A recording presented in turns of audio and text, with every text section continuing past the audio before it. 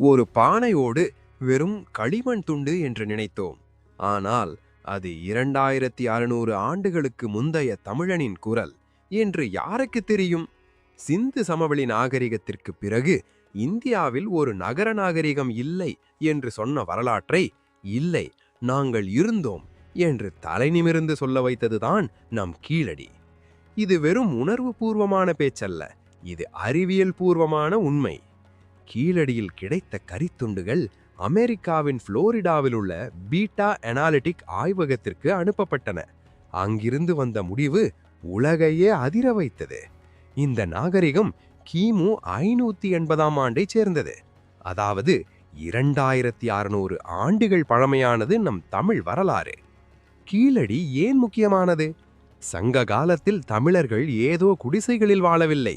சுட்ட செங்கற்களால் கட்டப்பட்ட வீடுகள், கச்சிதமான கழிவுநீர் வடிகால் வசதி டிரைனேஜ் சிஸ்டம், உறை கிணறுகள் ரிங்வெல்ஸ் என ஒரு முழுமையான நகர நாகரிகமாக வாழ்ந்துள்ளனர். அதைவிட முக்கியம் கல்வி அறிவு. கீழடியில் கிடைத்த பானை ஓடுகளில் ஆதன், குவிரன் போன்ற பெயர்கள் கீறப்பட்டுள்ளன. 2600 ஆண்டுகளுக்கு முன்பே சாமானிய மனிதனும் தன் பெயரை எழுதும் அளவிற்கு தமிழர்கள் கல்வி அறிவு பெற்றிருந்தனர் என்பதற்கு இதுவே மிகப்பெரிய அறிவியல் சான்று. இவர்கள் போரை விட தொழிலையும் கலையையும் நேசித்தவர்கள். நெசவு தொழில் செய்ய தக்களிகள், இரும்பை ஒருக்கும் உலைகள், அழகிய தங்க அணிகலன்கள் மற்றும் குஜராத் முதல் ரோம் வரை வணிகம் செய்ததற்கான அடையாளங்கள் இங்கே கிடைத்துள்ளன. மதச்சின்னங்களோ ஆயுதங்களோ பெரிதாக கிடைக்கவில்லை. இது ஒரு அமைதியான வளமான சமூகமாக இருந்துள்ளது. மண்ணுக்குள் புதைந்திருந்தது வெறும் கட்டிடங்கள் அல்ல, அது தமிழர்களின் அறிவு களஞ்சியம்.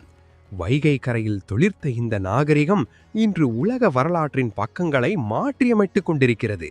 கீழடி இது நம் வேர் மட்டுமல்ல, நம் விழுது. சைனிங் ஆஃப் ஃபேக்ட்வர்ஸ் தமிழ்.